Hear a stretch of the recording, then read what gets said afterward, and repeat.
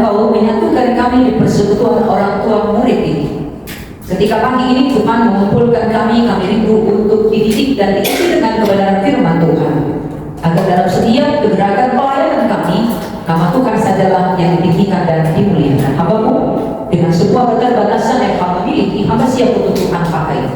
Bertuturlah dengan leluasa ya Kristus, dan biarlah Roh Kudus menolong setiap hati, setiap ibu fokus memahami dan menghidupinya dalam keseharian mereka. Haleluya.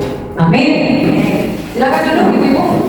Hari ini kita akan belajar tentang hati hamba.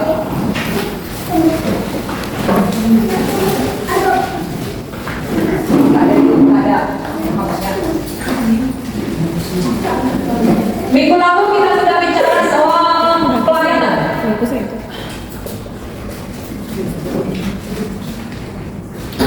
Pelayan.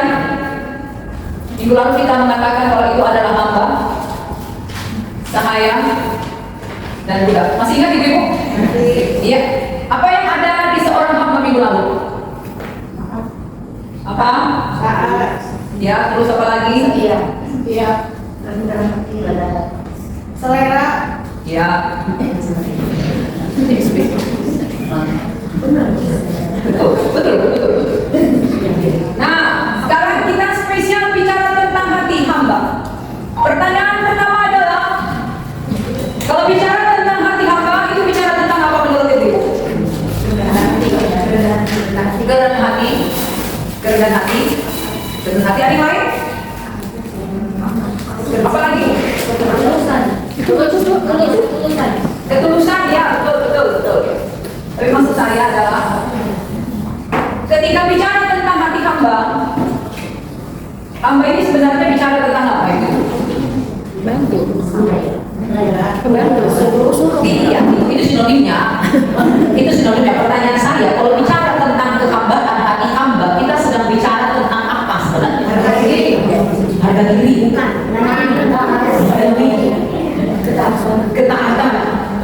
Iya, tapi itu bicara semua. Ketaatan, harga diri, kerendahan hati, itu bicara tentang apa sebenarnya? Siap diperintasi.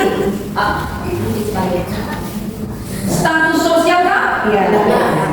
Kasta. Status sosial kah? Iya. Atau sikap hati? Yang mana? Sikap hati. Yang mana? Tadi saya mengatakan hati hamba itu bicara tentang apa? Ketaatan, harga diri, ketulusan. Sekarang saya kasih pilihan. Hati hamba bicara tentang status sosial atau sikap hati, ibu? Dua-duanya? Dua-duanya? Berarti kalau saya seorang pendeta, saya katakan bahwa saya punya hati hamba, berarti status saya lebih rendah dari Anda. Coba, yuk pikir lagi. Mau pilih yang mana? Status sosial atau sikap hati? Sikap hati. Kita harus sepakat, karena kalau nggak sepakat, saya pulang. Bukan status sosial.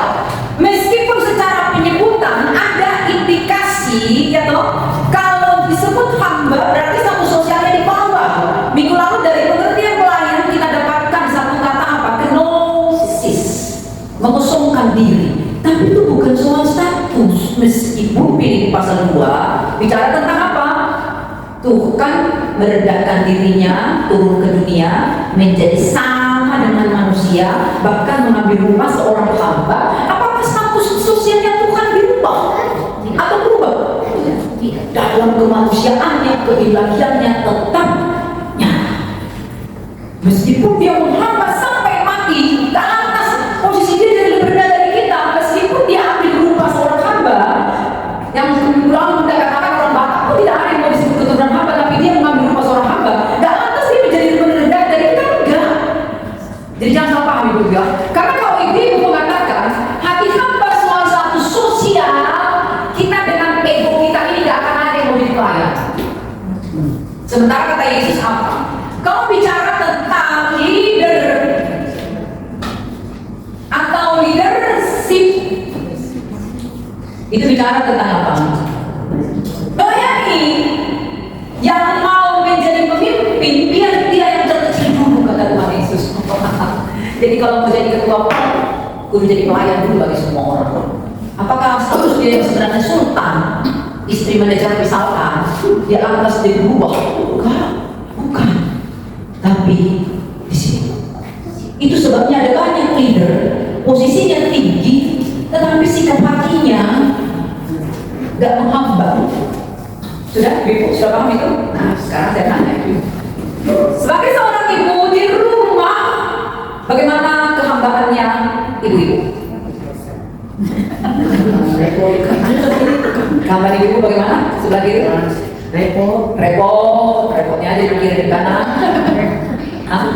Apa yang ibu lakukan dengan status? Kalau kita mau langsung praktekkan, itu seorang ibu nih, saya mau punya hati hamba di rumah, berarti ibu melakukan seperti apa? Pelayan. Ya. Kerennya karena semua sini ibu, ya toh. Jadi ibu perempuan berarti ditetapkan Tuhan menjadi penolong, kan? Ya kan?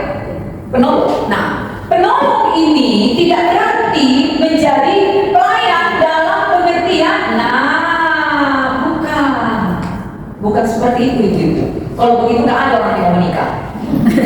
Ya nggak bisa menikah kalau jadi bukan suaminya. Meskipun harus kita akui ada banyak pria yang salah paham dengan hal ini. Tentu. Nah, saya punya klien sama-sama dokter, tapi baru beberapa bulan menikah, akhirnya sekarang lagi proses pengadilan di Polres. Kenapa? Karena suaminya memahami seorang istri harus tunduk kepada suami secara menjadi buta. Kemarin udah ibu kalau ada seorang suami yang membuat ada anggaran memasukkan pengeluaran, saya juga punya. Amplop kita juga ada amplop untuk ini kita doakan tiap bulan supaya ada isinya. Dan kalau sampai seorang suami bikin misalkan, maaf ya, ada pembalut misalkan 25.000, supaya tanpa dia ketahui pas istrinya harga pembalut itu nggak lagi 25.000, jadi 30.000, atau istrinya pas beli, aku mau yang bersayap, begitunya, jadi berubah. Ya kan? Jadi berubah karenanya, ketika nanti ada namanya pemeriksaan keuangan mereka berdua, suaminya meningkat, ini nggak sesuai budgetnya, anggarannya ngomel. Yes, ya, ada pria di dunia ini, ada pria dokter spesialis, ada pria di dunia ini yang seperti itu. Jadi dia kudu kecil, kalau anggarannya hanya 30.000, nggak boleh lebih dari 30. Padahal istrinya juga dokter. Siapa yang tidak tertekan seperti itu? Nah, karena suaminya berpikir menjadi penolong, ya ini menjadi pelayan, lu lebih rendah dari aku karena kata kita, kau harus tunduk padaku. Suaminya lupa, istri kudu tunduk kepada suami ketika suaminya tunduk kepada Kristus. Itu pentingnya konseling pranikah ya Bu ya. Anak-anak nanti kalau menikah ajukan ya. Kalau dulu kalian gak ada konseling pranikah, zaman sekarang ini harus. Karena ada banyak motivasi orang menikah yang salah. Cari cuci piring gratis, laundry gratis, smoky gratis, cleaning service gratis, seumur hidup lagi. Ya kan? Itu dia. Oke? Sekarang kita fokus kepada hati hamba. Siapa yang pernah ke Jogja? Siapa yang pernah ke Jogja Ibu? Yogyakarta. Bukan Jogja Mall. Siapa yang pernah ke Jogja Ibu? Siapa yang pernah ke Jogja? Sudah pernah? Yang pernah main ke keraton? Iya. Sudah pernah? Ngobrol dengan abdi dalam? Abdi dalam, mereka disebut abdi dalam sultan. Ada yang pernah ngomong? Nah, next time bisa aja foto-foto. Ngobrol sekali-sekali dengan abdi dalamnya sultan supaya kita semakin paham pelayanan ini apa. Minggu lalu kita bicara dari Yesus, ibu masih mengatakan itu kan Yesus. Nah ini abdi dalam sesama manusia. Jadi abdi dalam sultan ini pernah ditanya oleh wartawan, ya, bagaimana bekerja di sini? Belajar, kan bisa belajar. Ketika belajar ditanya, gaji Anda berapa? Atau berapa sultan menggaji Anda? Bapak nanya apa? Kata abdi dalam, ya, gaji kalian berapa di sini? Gaji? Iya, gaji kalian berapa di sini? Pertanyaan Bapak salah. Kalau kami bisa bekerja seumur hidup untuk sultan turun-temurun, itu melebihi gaji. Loh, maksudnya ternyata gaji mereka itu mereka di bawah UMR. Dan kalau mereka, karena buat mereka memberikan seluruh hidupnya kepada sultan, itu melebihi angka. Yang yang bisa dibayar oleh seorang sultan, mereka tidak protes. Karena kenapa? Mereka tahu persis apa arti abdi dalam. Apa itu? Mengabdi. Maka kalau bicara tentang mengabdi, bodoh amat orang memandang status mereka rendah, mereka status kan? Tapi sikap hati mereka balik. Sikap hati mereka, sekarang pun sudah bicara tentang hal itu kan, jadi kesaksian bagi orang lain. Itu sudah. Maka kalau dari abdi dalam ini kita menemukan ada 3 hal tentang hati hamba. Pelayanan yang memiliki hati hamba itu adalah soal kepatuhan, patuh. Betul kan? Kata lain dari patuh itu apa ya? Kata lain dari patuh apa? Tunduk, dan bicara kepatuhan, please, itu tidak bicara soal suka atau tidak.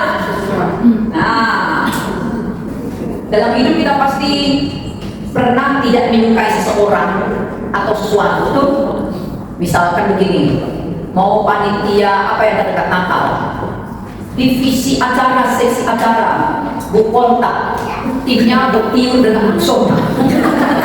Banyak semangat, ya kan? Terus Bu Tiur bilang, aku nggak suka dengan soda. Orang yang berisik lupa dia kebakar juga sama berisik. Aku sukanya dengan Bu Saktiem, dia bilang karena dia bilang orang Jawa kan tidak dia jangan pakai orang Jawa marah-marah, kaki saya masih dipakai kan gitu orang Jawa kan. Jadi kesakitan dia minta maaf. Coba ini kaki orang Batak dan mana tahu begitu. Itu ya. Jadi pelayanan sering sekali tanpa kita sadari kita berdiri di kata suka atau tidak suka. Hari ini ada konsumsi nggak? Sesi konsumsi. Aku punya teman ada. Terus menunya apa? Ayam goreng. Aku nggak suka ayam goreng. Jadi kita seringnya tidak melihat untuk kepentingan umum, tapi kepentingan diri kita sendiri. Risiko hari ini kurang unik. Paling muncul.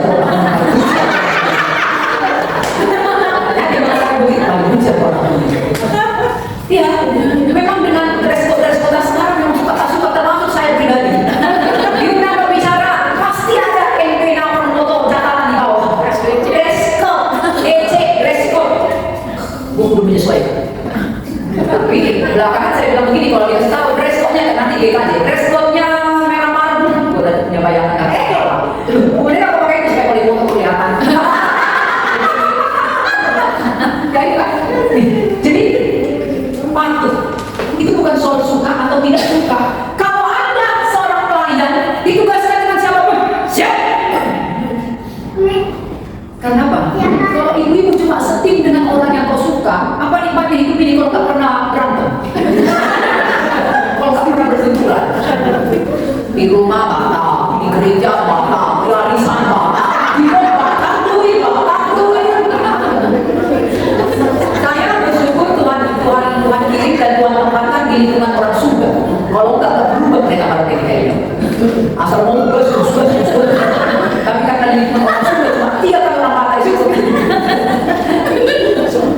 Ya Pak, ya teh harus begini. Orang Batak kan begini, arwah. Yang mungkin orang Batak. Tapi karena tinggal di lingkungan Sunda, mulai belajar. Asal ini mulai ditunjukkan, ya kan? Itu karena apa coba? Teman salisan cuma gue yang Batak. Di lingkungan itu 3 kami Kristen, cuma aku lah coba pikirkan. Tapi kan mereka nggak ada mereka nggak rame ya, orang yang bikin wah.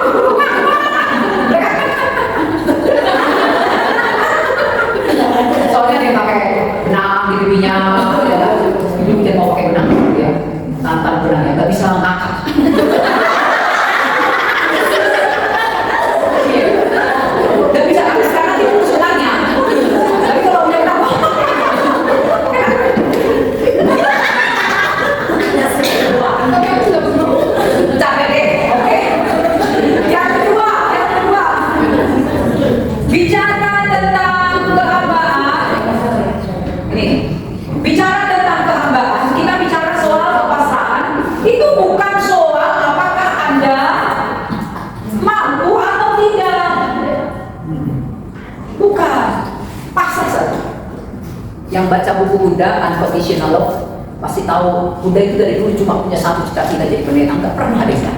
Kalau ditanya pendeta, nggak pernah kepikir Bunda bakal jadi seorang dosen. Nggak pernah sama sekali.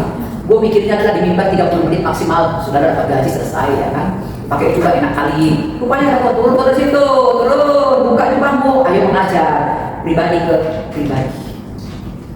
Dengan Bunda yang dulu, dengan traumanya yang luar biasa, malunya, namun Bunda kamu buat aku dulu. Sekarang siapa ya pada? Bukannya sepangkaran, memang itu proses saudara, proses. Ini soal apa? Mampu atau tidak? Mampu. Dulu gue pikirnya gimana seorang pendeta mereka mau mengajar? Orang sedikit saja nggak bener, gue sudah langsung bisa kepahitan semua mahasiswa bukan? Kalau begitu. Tapi apa? Ketika Tuhan proses, oh iya menghamba itu kan soal apa? Pasrah. Nah, masih ada dari begitu. Kita ibadah. Bukti untuk soal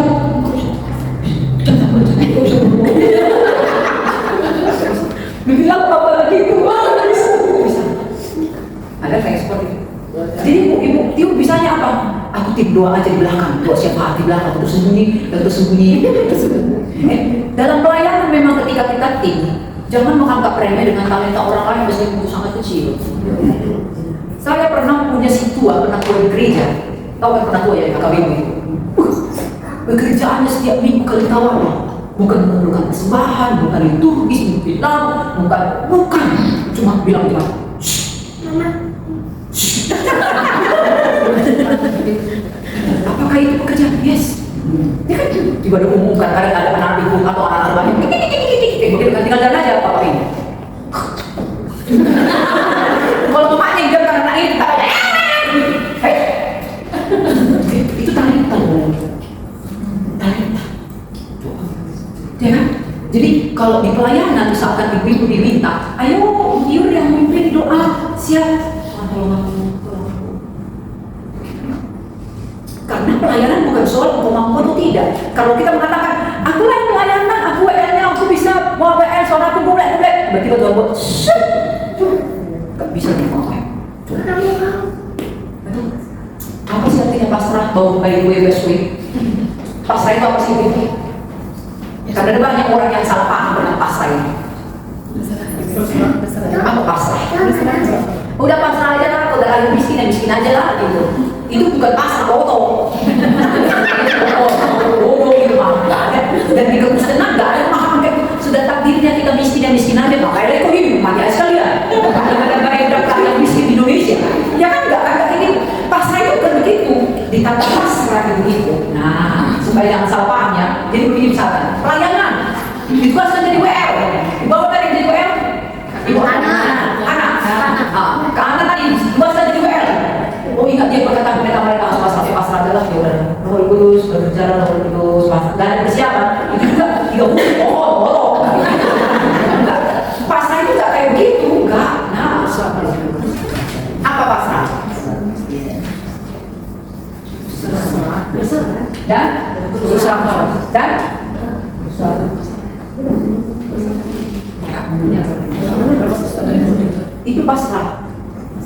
itu pasrah. Gak akan bisa Roh Kudus ibu-ibu kasih leluasa kerja kalau ibu masih suka mengandalkan diri sendiri, kalau belum tiba pada titik mengakui kekuasaan Tuhan dalam hidup ini. Jadi menyerah dulu. Tuhan, aku dipilih jadi WL, aku punya apa dengan kekuasaan? Tuhan tahu suara aku pas-pasan. Kadang gak pas tuh. Tuhan pas-pasan masih oke dekat pinangnya. Ini dia gak pas bukan Tuhan. Tapi aku berserah pada. Kalau dilakukan audisi, mana ada kita yang pada jadi pelayan di sini? Nggak ada kalau Tuhan bikin audisi. Mengurus kok kata Tuhan. Audisi dulu. Nggak ada. Tapi jangan ada kau lagi presiden. Nggak ada. Tapi kalau Anda tiba di titik, berserah dan saya jadi ingat lagu sekolah minggu. Saya pendeta HKBP, jemaat HKBP, saya ingat sekali ada satu lagu sekolah minggu kami. Nanti saya terjemahkan lagi. Tapi udah sampai sekarang lagu itu meremah dan lewat lagu saya mengajari anak saya tentang pelayanan. Lagunya begini, kamera itu. Tangan tuna mepe tule baba tu debada, daging nangin alo jari sayur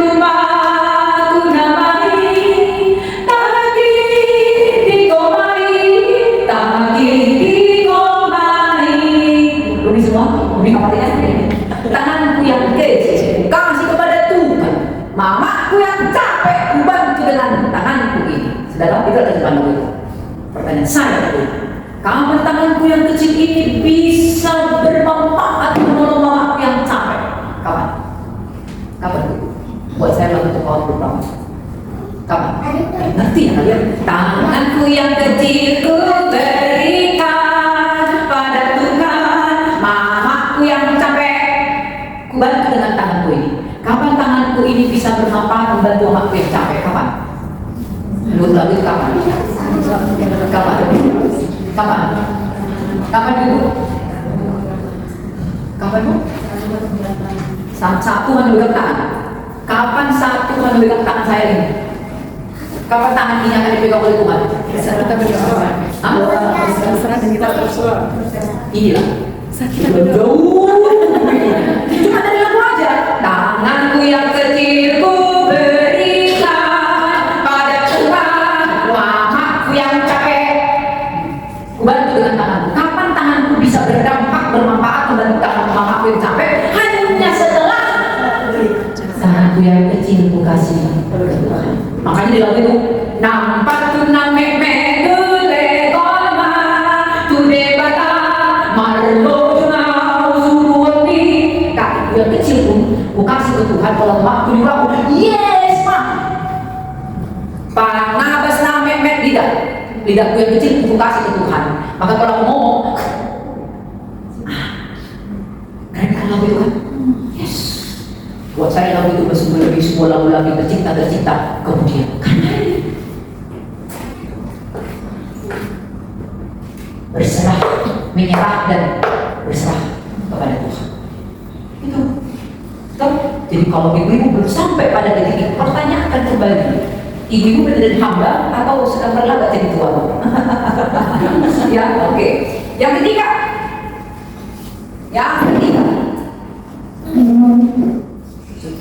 Kesetiaan ini yang saya pelajari dari Pak Bidalnya. Dan kesetiaan itu ibu bukan soal senang atau tidak. Malah aku katakan itu ketua ya. Ibu ketua senang melayani di bawah.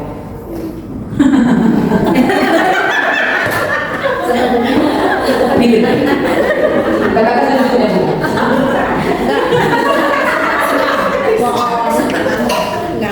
Tapi kan senang gak main pom? Senang bu. Senang gak? Ada lagu kan? Di sini senang, di sana senang, di mana-mana itu senang. Kan menyanyikan lagu itu. Bisa jadi itu menjadi sebuah dusta. Karena kenyataannya kau sudah tidak senang. Itu kan? Nah, tapi hamba harus setia. Bukan soal senang atau tidak senang. Karena kenyataannya hatiku senang, tapi Kak Bintang buat aku tidak senang. Bisa nggak jadi begitu? Bisa. Kak Bintang senang, tapi bulan juga senang di hobi. Di dunia ini ibu-ibu akan selalu ketemu dengan manusia yang seperti itu. Yang susah lihat orang senang, senang lihat orang susah. Ada kan? Ada kan? Berarti kalau pagi ibu-ibu, terima kasih sudah datang. Kan sudah terusahkan, terganggu kesenangannya. Lalu karena seperti itu sikap Kak Bintang, terus ketua bilang, Mbak, aku malas datang kok. Datang gak Kak Bintang? Datang aku. Kalau kata Kak Bintang baru dia datang. Ada banyak orang yang seperti itu, makanya saudara kalau di gereja kok milih-milih. Milih-milih kan juga kan. Kalau pendeta X, guru juga di depan. Kalau pendeta J yang Pak. Dapat untuk paduan suara, selesai paduan suara pergi ya. Ada banyak teman yang seperti itu. Tapi mengatakan postingannya apa? Pelayanan di gereja paduan suara. Ada pelayanan. Banyak ya. Sering sekali apalagi kalau ada di rumahnya pasar ini. Dia datang cuma paduan suara.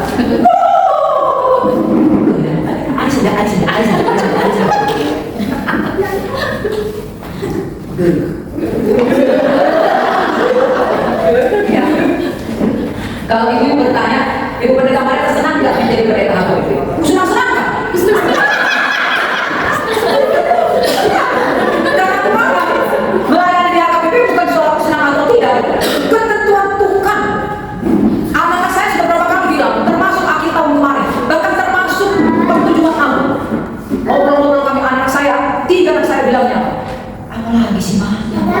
dari KBB ini.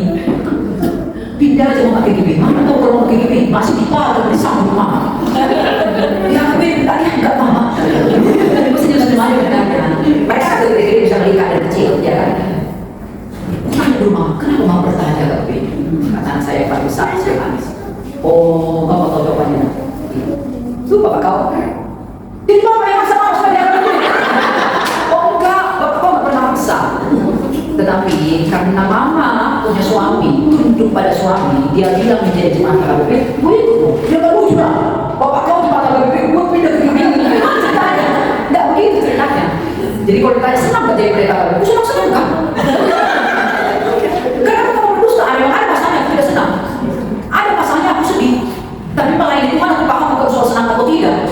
Makanya orang yang membuat aku tidak senang itu pun kasih senang. Semuanya selesai. Kalau dia nggak balas urusan dia itu betul kan? Waktu besar di surga. Satu orang 10 pintu terbuka untuk kan begitu kan pendeta-pendeta kan? Jadi kalau ditanya orang pendeta mana? KBB saya bawa ID card saya kemana-mana. SK lagi ada saya foto. Karena orang yang tidak percaya saya pendeta KBB, benar sih benar ini SK saya tidak. Jangan lagi kopi urusan KBB. ID card saya ada. Nomor induk saya sebagai pendeta KBB ada. Apa lengkap SK aku atau hotel? Oh iya, aku pikirnya udah keluar dari KBB kan? Udah biasa. Netizen.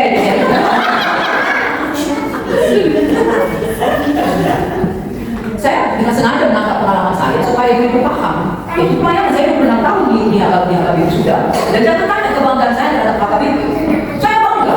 Liturgi kami itu dentil dan teologi yang luar biasa. Ibadah kami itu tidak pernah sembarangan. Kalau saya jelas. Tapi minggu lalu saya katakan apa? Saya gunakan semati itu saya nikmati. Saya nggak mau tangan saya nggak mau itu loncat-loncat. Ketika beberapa waktu yang lalu saya posting video saya lagi joget dengan saya mahasiswa, pusat yang bilang apa? Pendeta gereja apa itu katanya? Oh gereja pusat untuk mahasiswa. Kok pendeta kalau mau pendeta mau lompat? Suka cintamu mengalir dalamku. Oh yes.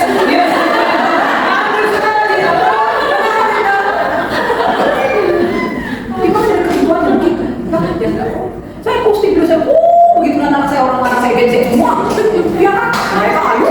Kenapa ada masalah dengan itu? Enggak. Orang sedang memuji Tuhan kok. Jadi catat baik-baik. Kalau ada yang bertanya ke ibu-ibu, siapa pembicaranya pertama mereka? Pendeta KBB dia. Senang pendeta KBB itu senang kan?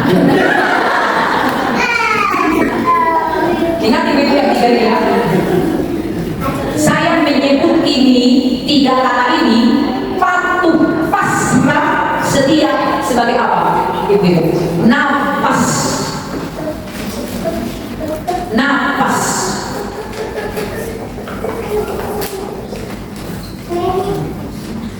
Patuh, pasrah, setia itu nafas hidup seorang hamba. Sekarang kebayang ibu-ibu, kalau satu saja tidak ada, 2 tak ada, 3 tak ada, itu nafas hidup seorang hamba. Patuh saja kukirimkan untuk melayani. Menanggung apa? Menanggung cacian makian. Kukirim kau, kata Tuhan. Memang itu hamba. Kalau saudara menjadi seorang hamba Tuhan hanya mengharapkan pujian, malulah memakai label itu hamba Tuhan. Maka menjadi pengurusku, siaplah untuk dia ngomongin orang, taruh-taruh, dikritik, dicari-cari kesalahannya, didekati hanya cuma apa untuk melihat apa kelemahanmu, dia kan diajak berteman hanya supaya apa untuk mencari tahu apa bersalah. Itu upahnya menjadi pengurus, bukan cuma korban perasaan, korban waktu dan korban ini. Maka kalau setelah menjadi pengurus POM, saudara terganggu mentalnya.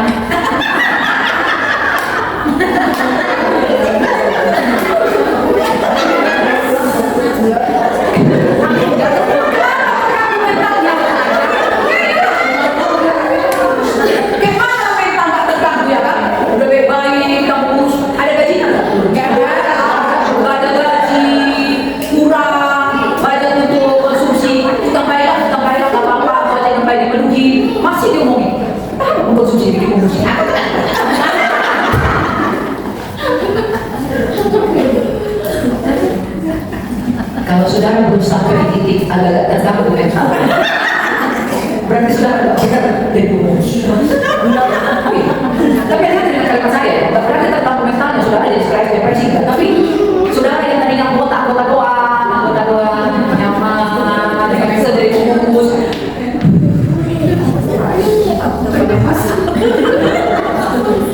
Anggota sudah berpengalaman, kau masih berpikir, mana kau sih itu? Makanya sudah ingatkan dari malam, jangan ada apa-apa. Dokter pula ada anggota yang nggak ada yang minum.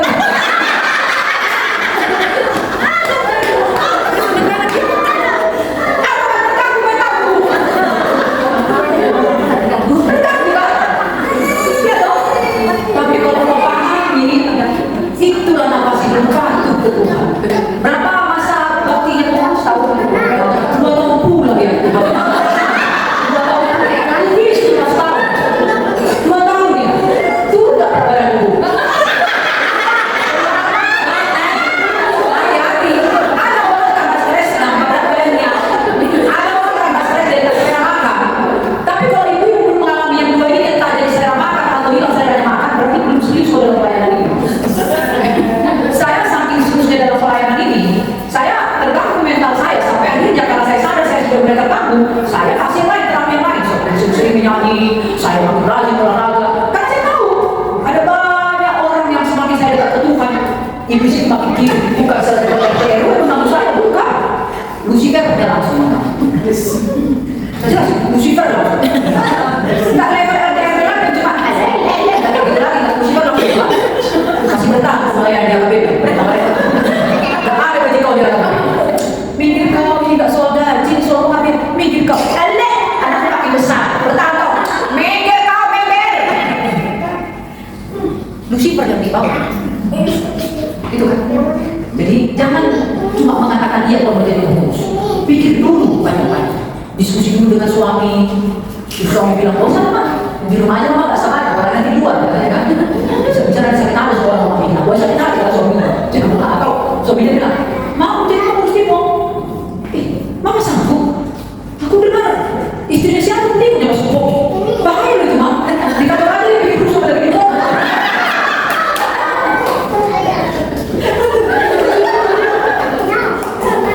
Tuh kan, hati-hati. Ke pengurus PKI kampus aja saya bilang kan Tuhan bilangnya apa tadi aku yang bilang gereja bukan Tuhan selalu manis mungkin ada mungkin gimana aku bilang manis memang mati aku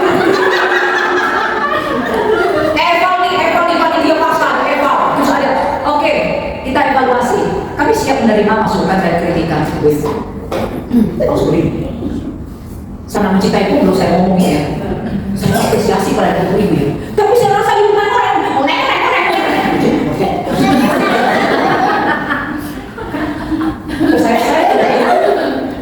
tersayat kan terus izin dari buku toilet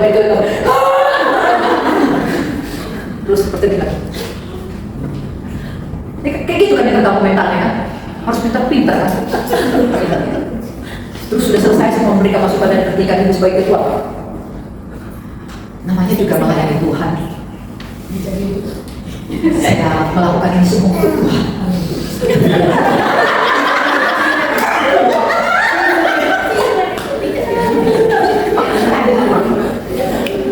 Tapi itu adalah saya.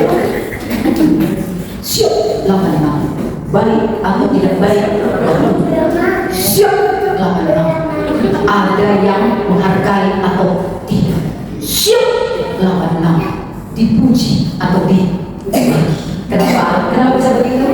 Ayo Kolose 3 ayat 23 ada yang baca? Ayo baca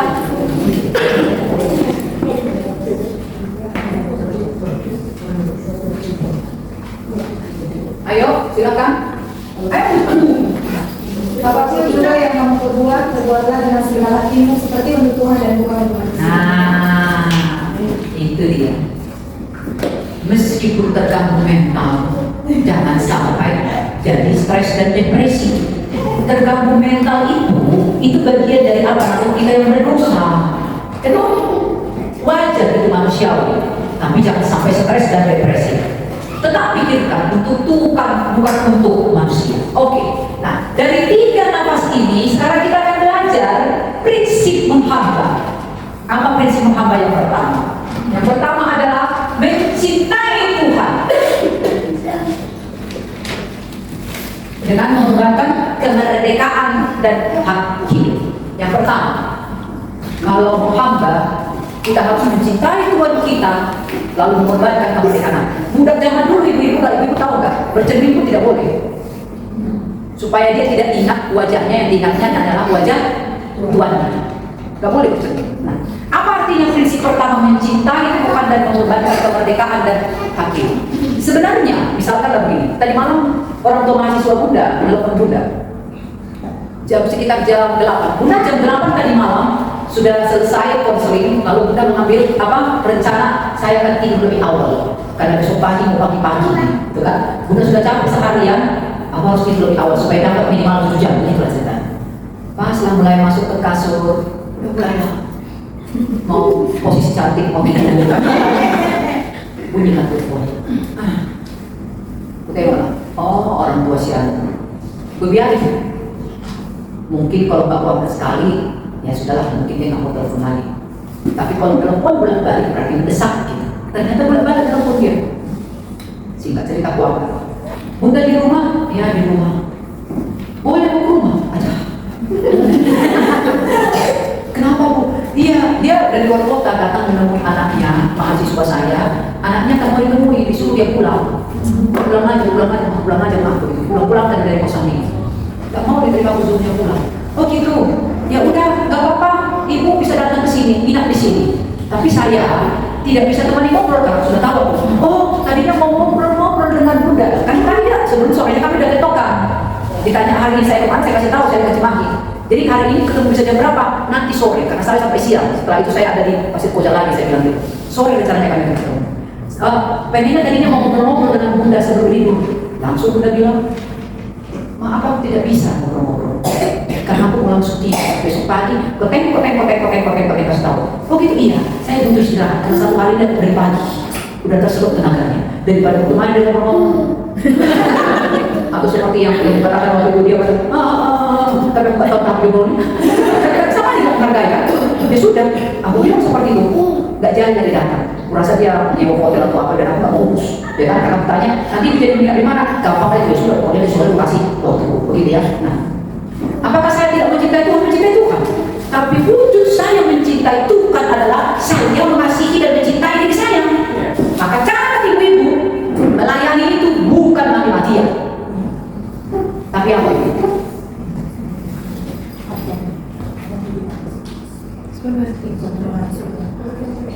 Beda tak mati-matian dengan sepenuh hati? Beda kali. Mati-matian kau tak peduli lagi kesehatanmu, tak peduli kau lapar, tak peduli bla bla bla. Karena saya tahu saya mulai berbicara jam 8. Jam makan saya akhiri lebih awal kemarin supaya tetap saya 18 jam puasa. Saya tadi sebelum sampai, mau sampai sedikit ya kan, saya mulai makan sedikit buah. Udah, buka puasa. Udah. Jadi lucu orang kalau mengklaim saya melayani Tuhan tapi tidak dijaga kesehatannya. Lucu. Wujud mencintai Tuhan itu sama dengan anak-anak. Nah, mahasiswa saya bilang, gimana ceritanya kau bilang ke seseorang, I love you. Lihat kau terlantar, asal rambut kau naik terus, karena terlalu makan. Tapi udah sekali, udah makan deh. Kau aja tak makan. Dusta nggak itu? Dusta nggak itu? Yes. Ya toh, saya mencintai diri saya, tapi ada masanya seperti ini, ibu-ibu. Saya sudah mau tidur. Nah, kalau ada kasus-kasus tertentu, saya sudah mau tidur, terus telepon dari rumah sakit. Pendeta ada yang ternyata hasil yang telat banget dulu udah mau mati. Saya nggak akan pernah dan tidak pernah dan belum pernah saya mengatakan besok saya datang ya, kalau mati di malam ini. Siap, saya datang ke rumah sakit untuk berdoa kedua. Kan siapa yang tahu usia? Cinta itu pengorbanan kan? Yes. Saya berkorban tadi ketika petualang itu datang untuk cerita-cerita, tapi untuk mengingat Oge. Saya berkorbankan apa?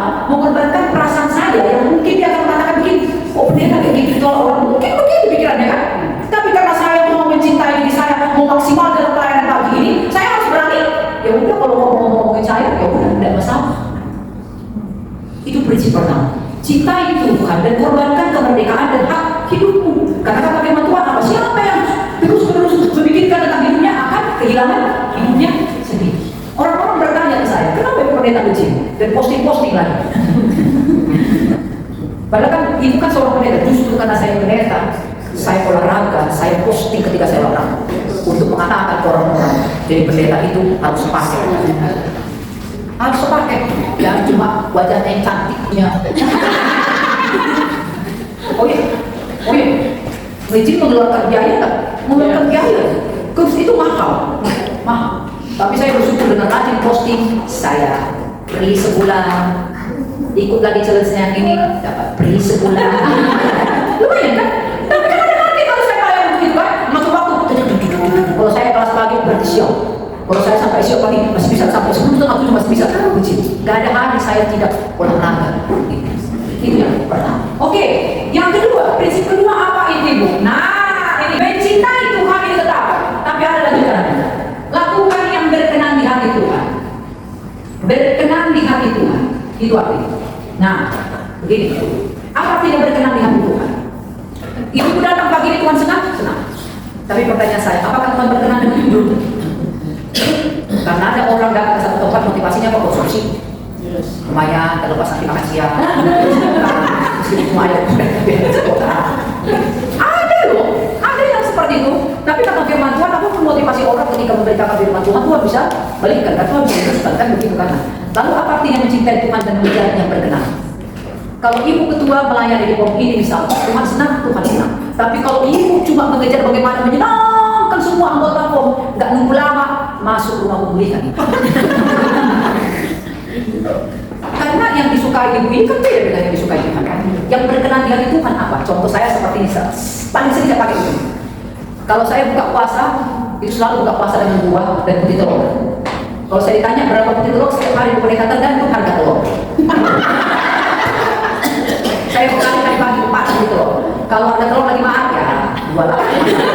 Tapi kalau lagi murah saya makan 5 setiap hari, ya kan? Kalau murah. Udah tahu kan itu ya buka puasa saya. Jadi kalau ibu tahu saya lagi bareng, kalau jamnya saya buka puasa misalkan jam 11 langsung didongkot, oh pong nanti topu. Saya benar terima kasih, tapi itu nggak berkenan di hati saya. Sudah paham nggak apa yang berkenan? Nah ini prinsip hamba begitu. Cintai Tuhan, tapi kejar level berkenan di hati Tuhan. Jangan cuma menyenangkanmu, senangkanmu. Gampang itu senangkan.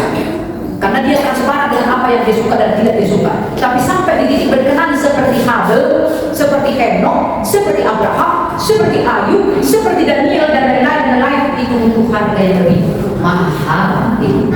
Jadi kalau saya jadi ngomong, nggak boleh saya menyenangkan kataku, nggak boleh. Tapi ketika ada 1-2 anggota dengan keputusanmu, dengan cara melayani, ada yang tidak senang, jangan persoalkan itu. Jangan persoalkan. Ada satu orang yang menolakmu, jangan persoalkan yang menolak ini, sehingga kau abaikan orangnya menerima. Lihat Yesus, berapa murid yang bingung? Berapa yang terhilang? Itu sudah Yesus loh. 24 jam loh juga sekali di samping Yesus. Kok bisa terhilang? Nah itu keputusan setiap orang. Jadi kalau kita sudah serius melayani, ternyata dia nggak mengalami pertumbuhan, aku keluar dari pom, nggak mengalami pertumbuhan, nah, sementara yang lain mengalami pertumbuhan, dia yang sama, begini. Sudah?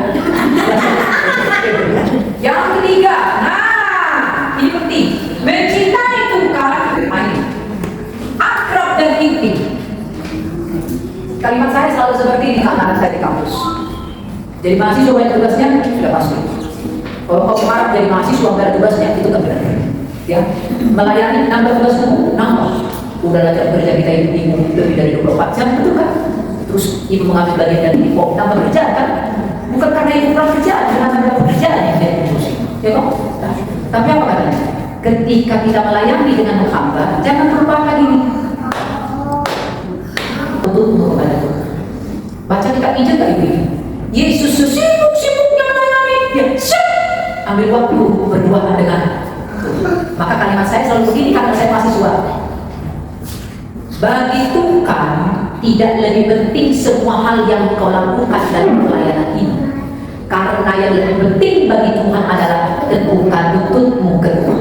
Maka jangan pergi melayani sebelum ku terhubung denganmu.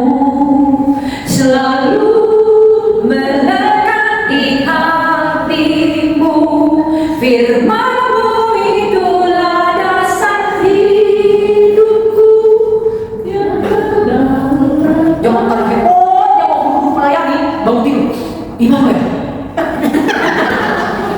Itu ku bilang bukan berarti Immanuel itu nggak powerful, tapi itu jadi dua yang akal ukil, yang okor. Yang penting aku sudah hubungan Allah, Immanuel. Nggak begitu ceritanya. Berduaan dengan Tuhan itu bukan sisa-sisa waktumu ibu-ibu. Dengan sengaja sisihkan kepada Tuhan.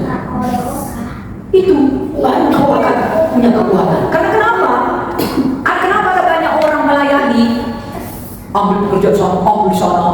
Di Tarisa dia ketua, di Pom dia ketua, di Marga dia ketua, di mana dia ketua. Wah, semuanya melayani. Tapi tidak ada satu pun yang berdampak. Yes. Kenapa bisa begitu? Karena dia terjebak dalam pernyataan melayani bersibuk ria. Siapa bilang? Melayani bukan bersibuk ria. Melayani itu kau ngerti kapan kau mundur, kapan kau maju, kapan kau harus bergerak, kapan kau harus berhenti. Itu melayani. Melayani, isi dulu dirimu, baru ada yang bisa kau kasih orang lain. Melayani kau bukan kosong, gak pernah kau benar Tuhan. Gak pernah kau gak dicas, kalau melayani bukan Tuhan, ngapain kau? Keakraban dan keintiman dengan Tuhan.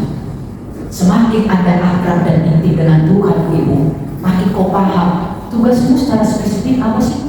Ibu ketua apa sih? Jobdeskmu? Sekretaris apa sih? Bendahara apa sih? Jadi nggak usah ambil yang bukan bagianmu atau konsumsi yang bukan bagianmu. Karena ibu ketua, dia bisa cara konsumsi kamu juga. Udah, aku aja yang pesan. Dia bisa cara kamu juga alat-alat. Ya udah, aku aja bikin lagu. Setelah kau kerja masih mau kau belum. Aku aja. Di kamu bikin seperti itu, bukan begitu melayani tidak. Oke, bisa cara sudah beres, konsumsi sudah beres. Bahkan kadang-kadang biarkan aja mereka melakukan kesalahan. Sudah belajar dari kesalahan yang penting sudah diingatkan. Ternyata yang pesan ayam panggang yang datang ayam goreng. Bukan kenapa kita kemarin ayam panggang, kenapa ayam goreng? Ya salah pesan. Ya sudah. Jangan jadi karena salah anggota. Gue gak mau melayani seperti kalau di sana. Akrab dan intim. Yang terakhir ibu-ibu. Mencintai Tuhan, berjalan bersama dengan Tuhan. Jalan serta Yesus, jalan sertanya setiap hari. Enggak, saya jadi bertanya. Emang pernah kita melayani tanpa bersama dengan Yesus? Pernah nggak kita melayani tanpa bersama dengan Yesus? Atau coba, bisa nggak orang melayani tidak bersama dengan Yesus? Bisa sekali, bisa banget. Nih, kalau ada pelatihan WL, saya sering mengatakan begini. WL itu bukan komando, bukan komandan, bukan yang ngasih perintah, bukan. WL itu memberikan keteladanan, menunjukkan cara menjadi hidup. Misalkan, ku masuk rumah Maha Kudus. Jemaat melihat bagaimana caramu menyanyikannya. Karena apa? Kau sedang berpikir atau menempatkan dirimu di depan hadirat Tuhan dan memasuk hadirat Tuhan. Jadi bahasa tubuhmu pun merendah. Maka WL bukan ku masuk ruang. Katakanlah saudara-saudara, tutuplah matamu. Itu WL. WL kata enggak memberikan perintah, tapi menunjukkan keteladanan. Sama.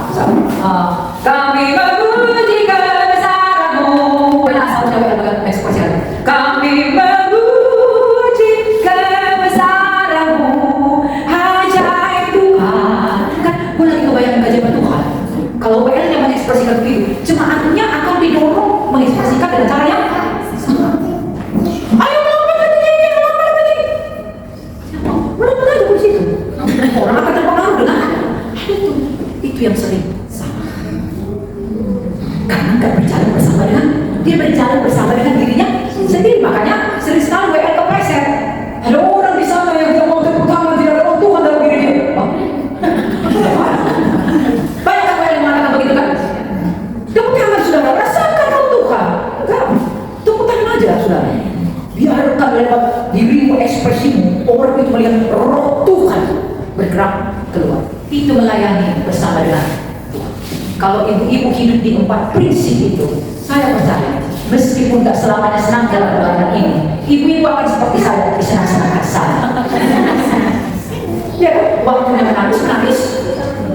waktunya protes ke Tuhan, protes ke Tuhan, pernah protes ke Tuhan.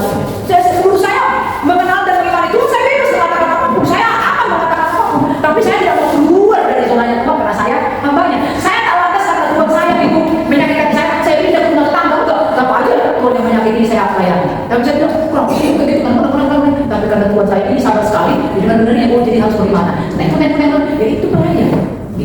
Oke. Itu dari saya supaya ada waktu untuk diskusi. Ada pertanyaan? Silakan. Kayaknya ada banyak salah paham sekali dengan lagu pertama hati hamba ya. Iya. Hati hamba kalau WL ada yang berpikir ini rakyatku, ternyata hati hamba yang lain. Sama-sama hati hamba ya. Ya tapi mas, ada yang mau bertanya ibu? Kalau tidak ada yang mau bertanya, saya yang bertanya. Oke, menunggu ada yang bertanya, berdua atau orang dekatnya. Coba diskusikan dulu 5 menit. Apa sih pelayanan yang paling melelahkan? 2 menit dengan teman sebelahnya. Menurut ibu apa pelayanan yang paling melelahkan? Silakan. Pelayanan yang paling melelahkan dan bagaimana itu menghadapinya? Di mana aja? Di rumah, di mall, di sekolah, di kantor. Silakan. Mau langsung diskusikan pertanyaan kedua boleh. Menurut ibu bagaimana mengubah keluhan menjadi sebuah pujian? Mengubah keluhan sungguh-sungguh menjadi pujian.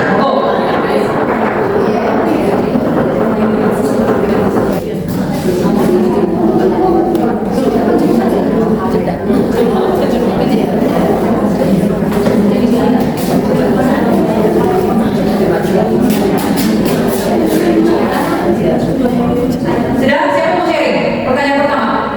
Silakan.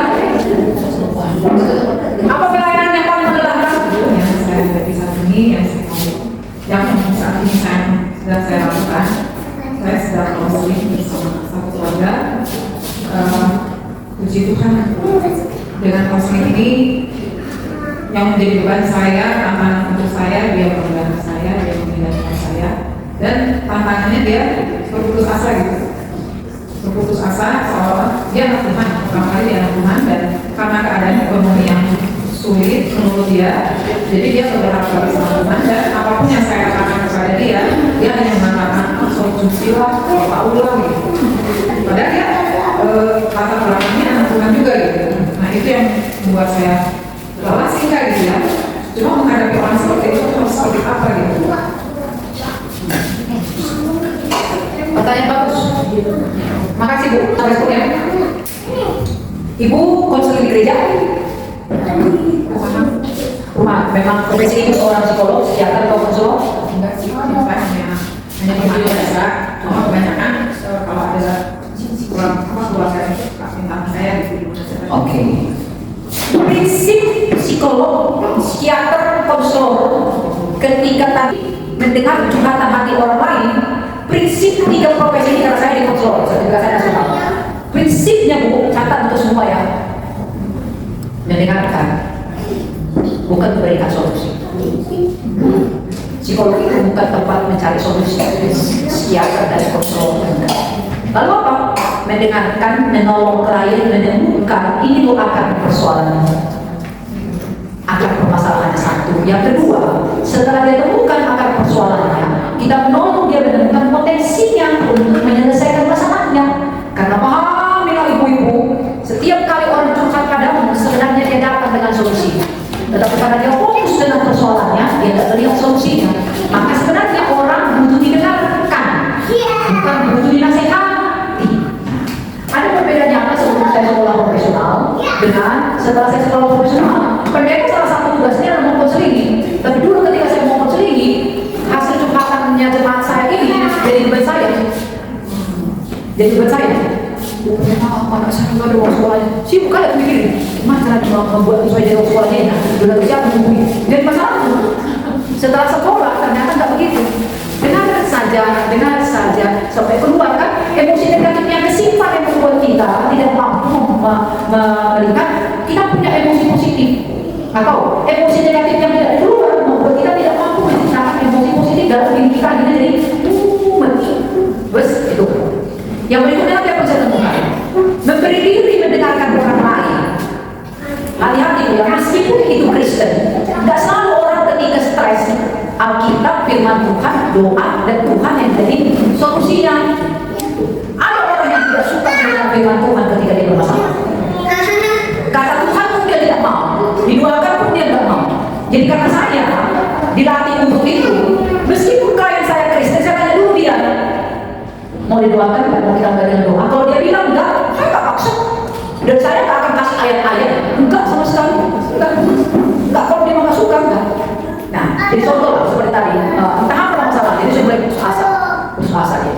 Terus mungkin dia mengatakan, kau kan anak Tuhan, percayalah kepada Tuhan. Dia sedang Tuhan tidak suka Tuhan. Kenapa kita akan dia percaya pada Tuhan? Makin enak dia. Harus gue arahkan yang lain.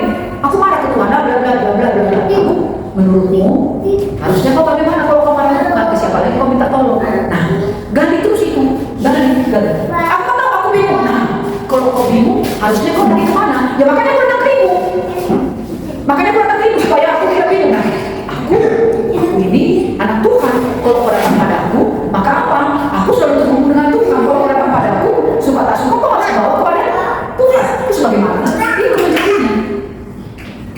Karena sering sekali orang ketika curhat ke kita, karena kita langsung buru-buru kasih nasihat, ayat Alkitab didoakan, doanya menghakimi lagi. Ya kan? Menghakimi lagi, dia tak mau lagi, bahkan dalam stres. Dan ketika dia tak kunjung berubah, kita jadi kata kutip lelah. Oh, nggak usah pakai kata merasa gagal. Kok nggak berhasil ya menolong dia ya? Hati-hati dia.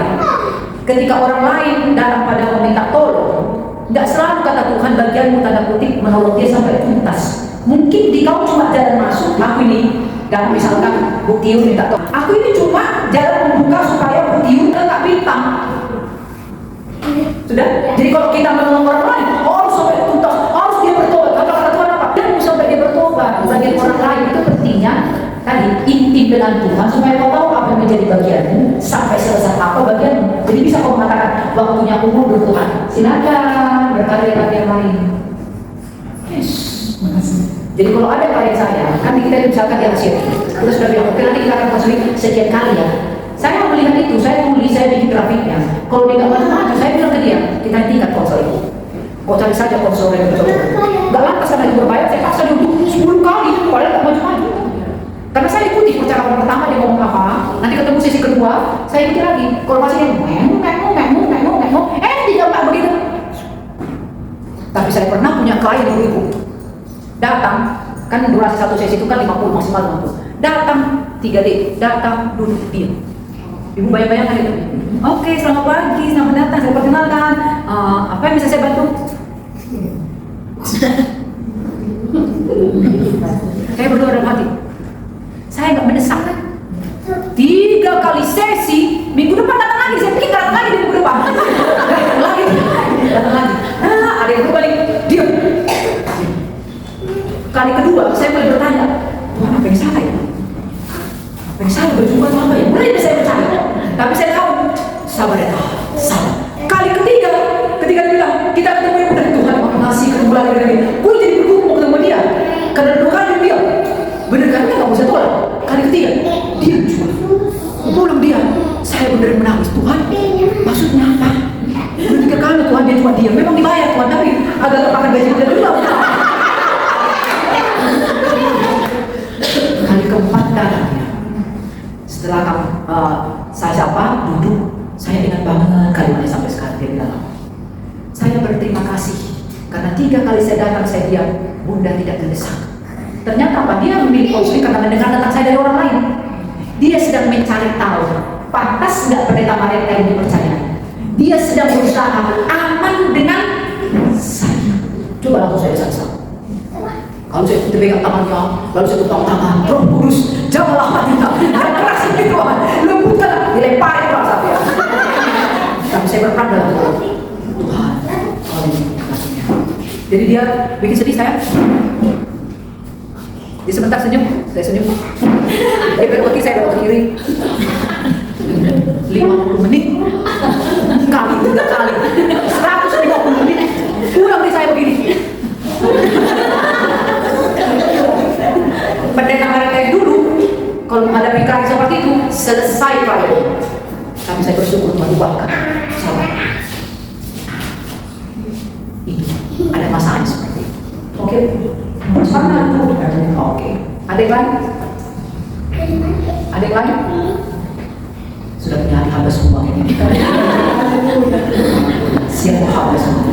Oke, tidak ada? Keren sekali. Oke, kalau tidak ada.